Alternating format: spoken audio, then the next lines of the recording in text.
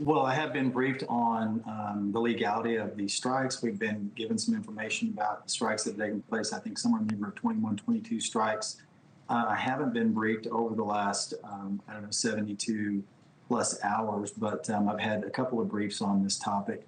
But, look, there's a lot of unconfirmed media reports swirling around out there, and I can't comment on any of that. But we have been briefed mostly concerning the legality of these strikes. Well, it's not media reporting that is, or it is media reporting, but it's not in dispute that this is the largest military buildup in that region since the Cuban Missile Crisis. Dan Kane was down in Puerto Rico today. Very unusual to make a trip to Puerto Rico to address troops like that, especially when there's that much military firepower assembled. Do you have any? Have you been given, as you're in your very important position on the Intelligence Committee, any indication at all that we're about to launch some sort of action there? No, I haven't heard anything to that effect at all. In fact, I would say that General Kane's presence there is not necessarily unusual. I think when you have that many troops in one place, it's not uncommon for high-ranking officers to go and as a morale boost to say hello to the troops, let them know that he's got their back, those kinds of things. So I don't know that there's anything unusual about that per se. I would say that this buildup in the Caribbean is as much about China and Russia as it is about Venezuela. I think people need to understand that over the last 20 years, and I think you and I have had this conversation before too, over the last 20 plus years in the global war on terror, we've repositioned assets to address the global war on terror. And what that has done is left our neighborhood unguarded.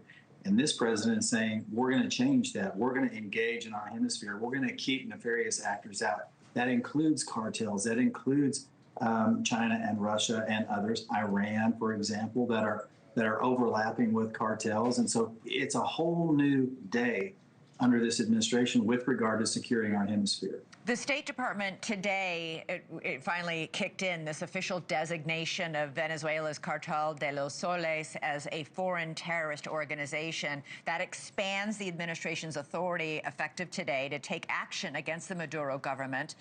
I want to, Republican Senator Rand Paul was out on the Sunday morning shows criticizing this move, saying the Trump administration is, quote, pretending as if they're at war and that they're pretending as if we've gotten some sort of permission to do what we want. What's your reaction to Senator Paul? Senator Paul criticizes President Trump a lot, but he is, and some others have as well, that, hold on, what are we doing down there? 70% of Americans do not want military action in Venezuela. Well, I'm not sure that we're taking military action in Venezuela. What you just said is accurate in that those designations were made on the cartels. And Maduro has actually been under indictment in the court in Florida.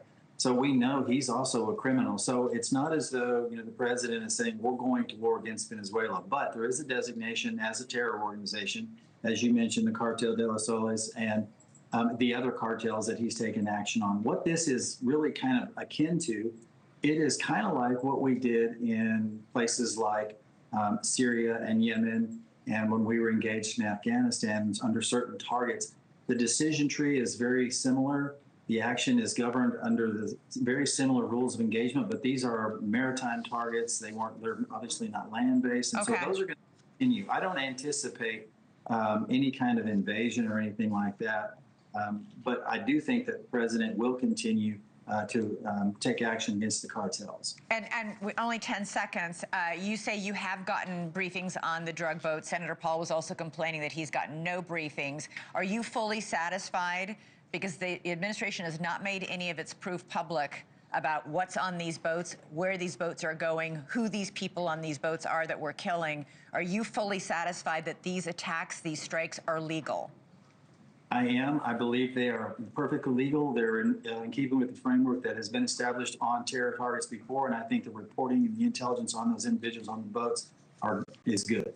Thank you for watching. Subscribe below and download our NewsNation app right now on your phone, and you will get fact-based, unbiased news for all Americans.